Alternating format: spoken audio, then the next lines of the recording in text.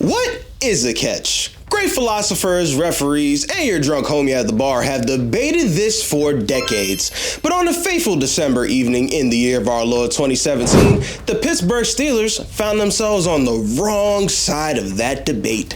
One play that led to another loss against a conference rival, a future shakeup in playoff seasons that would prove to cost them, and the end of an almost iconic era in Steelers history. And I brought in Logan from the Nerd Sesh Podcast to talk about his experience when Jesse James and all of Steelers Nations fell victim to the replay machine. Don't forget to like, comment, subscribe, follow on each and every last one of the socials at KPierceTV, but most importantly, please enjoy this week's episode of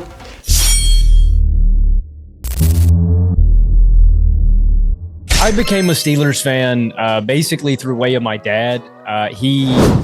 One of my first memories I remember having as a kid was watching him, one, scream at the TV often.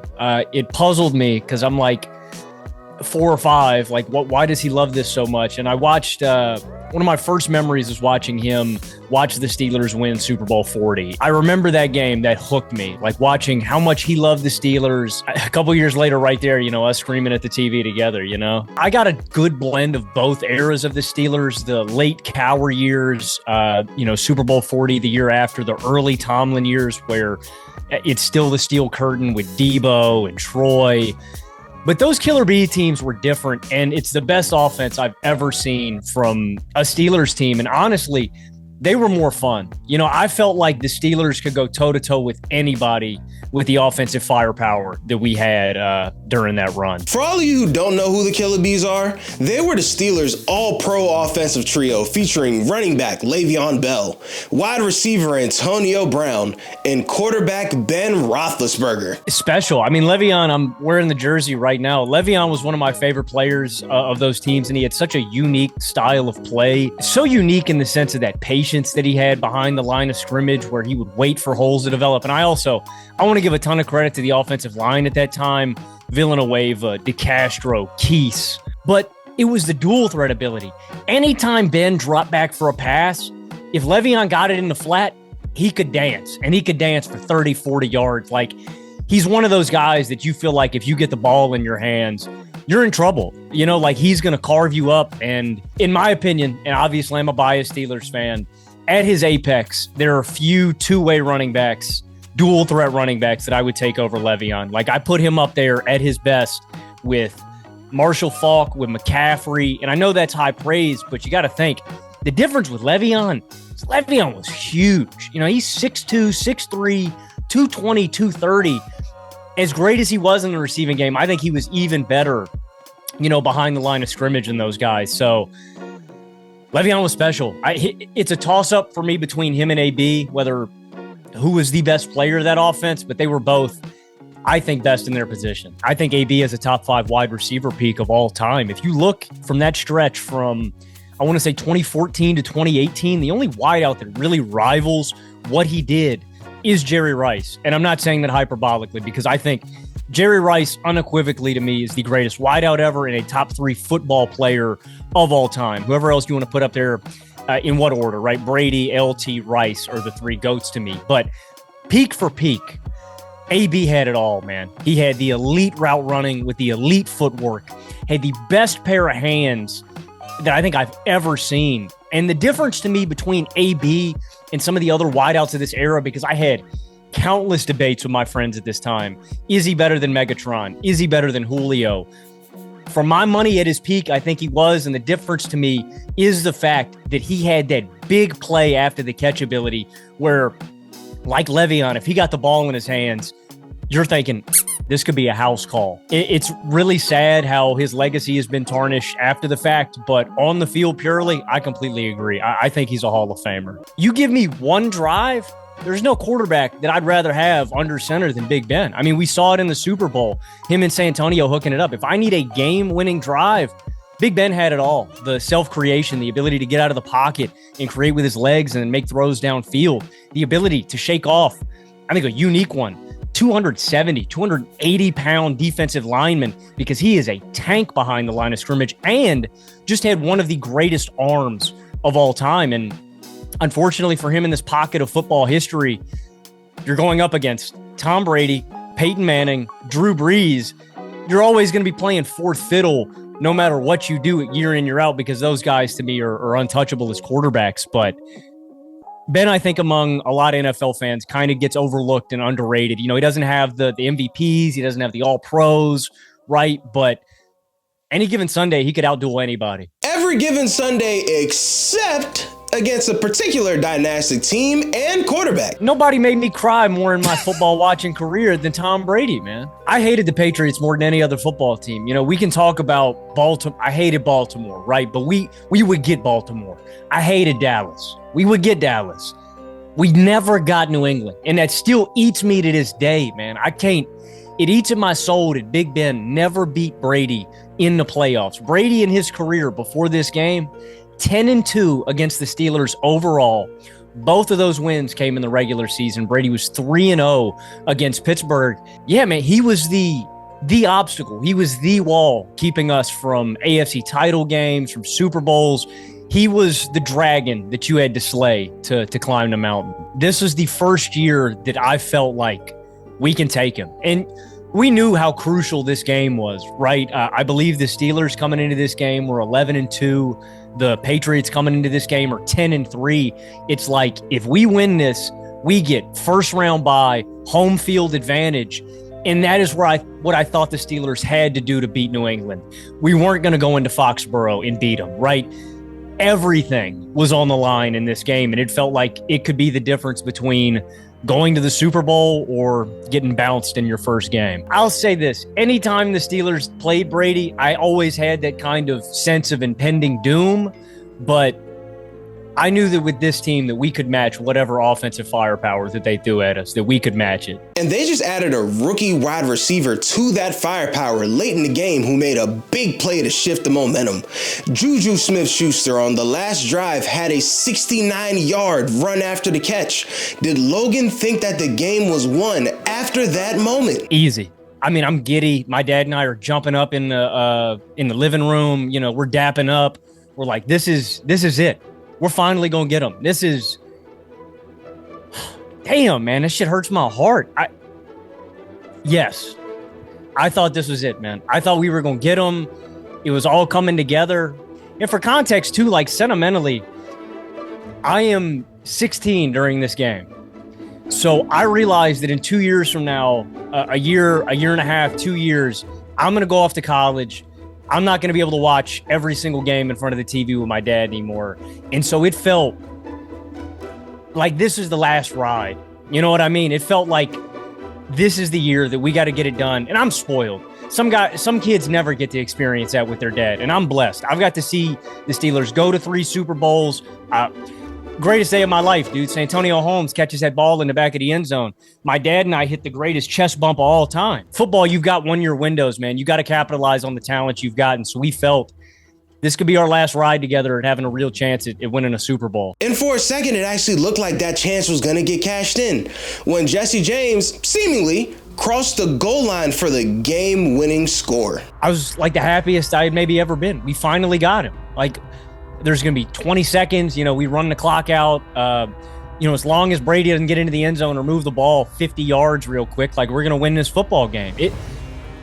One of the happiest football moments I can remember in my life, and there was no doubt in my mind that was a touchdown. I realized they were going to fuck us when the commentators started flipping, because immediately, and I feel like every football fan feels this way, you always feel like the refs are out to get you a little bit, right? And so my dad and I were always with our tinfoil hats. Oh, they hate the Steelers. They're always trying to get the Steelers. Immediately when they came up with the review, my dad and I are talking. It's easily a catch. He's extending towards the goal line. That is so clearly a touchdown. They agreed with us. They're like, oh, this is clearly a touchdown. This is going to go through real easy. My heart started, my stomach started churning a little bit when they started switching to the other side. And you hear Romo go, oh, Jim, it looks like the ball might be moving a little. And that's when my dad and I look at each other and we're like, no way. There's no way the Zebras get us on this. And you just got this sinking feeling in your stomach that they were going to bring it back. And obviously, this is in the aftermath of the Des Bryant catch, the Calvin Johnson catch. Like, this isn't an isolated moment. This was kind of something that was happening across the league every single week, where it's like, we don't know what a catch is anymore. The part that really irks me still to this day is the fact that Jesse clearly establishes possession. Like, it's like a brain teaser, man. It melts your brain trying to figure out how it's not a catch, because you go, well, if he didn't catch it, he wouldn't have been able to extend across the goal line, right? Because he would have never established possession. And the thing that bothered me the most was the fact that he clearly catches the ball initially, right? And then he crosses the goal line. And so for me, again, I'm biased as a Steelers fan, when he catches the ball, I think it's clearly a catch. And then in a way, because he's extending across the goal line, he becomes a runner. And so therefore, when the ball crosses the goal line, the play should be dead. So to me, the fact that the ball moved a little bit at the end of the catch didn't even matter, because the play would have been dead by then. Obviously, the refs disagreed, and that is still a grudge I hold to this day. So the play gets ruled incomplete, but the Steelers still have a couple more shots at the end zone to win it all. Surely they didn't waste those chances, right? Ben runs to the line to run hurry up, and he's going to go clock it. And if you were watching a lot of football, you would remember this. This happened not exactly in the same spot of the field, against the Dallas Cowboys, against rookie Dak Prescott and Ezekiel Elliott. Late in the fourth quarter, like 50 seconds on the clock, Ben runs up, pulls the old Dan Marino, fakes the snap, throws it to AB, back shoulder, right side of the end zone. We score a touchdown, take the lead. Unfortunately, Ezekiel Elliott breaks off a big touchdown run later that we still end up losing that football game. My point is, teams had seen Ben do this before. And I had a weird feeling that when Ben was running up to the line of scrimmage that he wasn't actually going to clock the football. Fakes a snap. Nobody else runs. It is him and AB. AB is the only one running a route. He runs an in route. I believe Ben throws it to a defensive lineman. Interception. I collapsed to the floor and just put my head in my hands. I have to correct you slightly. Okay. Because this was the one thing that caught me off guard when I watched it just now. Because I thought, in my memory, I thought it was AB too. It was to Eli Rogers. Wow. Because immediately my first thought was, so you're throwing it to not Antonio Brown. That was my immediate thought. Because I was like, oh, it wasn't your best receiver, future should be Hall of Famer, that you drew that play up for. Oh no, you thought throwing the in route to Eli Rogers was the call there. Dear God. New England wasn't caught off guard at all. I mean, it takes you from the highest of highs, one of the signature wins of my Steelers fandom, to absolute agony. I mean, the ramifications of that game against New England are huge. Like I said, it determines the rest of the season to me. If the Steelers win that game, they get the number 1 seed, they get home field advantage, and they get the first round bye. With the loss to New England took the top seed. The Steelers ended up taking the 2 seed. We still got the first round bye, which was pretty important. But it does change, I really think, on the opponent. If we play Tennessee, I think we mopped Tennessee earlier in the year. We beat them 40-17 in the regular season. Instead, we have to play Jacksonville, who, if you remember earlier in that year, we lost 30-9. It was one of our worst offensive performances of the season. Like, if you had told me we were going to put up 42 points, I would have told you no doubt we win this football game. And don't get me wrong, Ben dug us a massive hole. I don't know how many picks he threw in that game, if it was 4 or 5. I kind of lumped that in the Cleveland playoff game against Baker Mayfield together in the recesses of my mind that I just lock away forever. I was nervous about our defense, though, admittedly. If you remember, too, I believe a week prior to us playing New England, Ryan Shazier suffers a neck injury that leaves him paralyzed. He's out the rest of his career. He never plays another snap in the NFL, and that was huge to me. This is an interesting little pocket of Steelers history because, you know, you think of the Pittsburgh Steelers on paper and it's these all-time great defenses. They had a really significant lull in their defense from like 2013 to 2018. And Shazier, to me, was the entirety of our defense. When he went down, you're asking Vince Williams, shout out Vince Williams, good Steeler. You're asking him to step up and be the number 1 guy. when Shazier went down, it felt like our entire defense was just lost. Our secondary was horrible. Very old pass rushers. Like, this is pre-TJ Watt. This is old James Harrison. Like, never in my life did I think that Blake Bortles was going to 45-piece us. But I did have a bad feeling before that game, considering that, the best player on our defense wasn't ever going to play another snap. Next season, I believe, was the year Big Ben leads the NFL in passing yards, and I think they missed the playoffs on the last day of the season.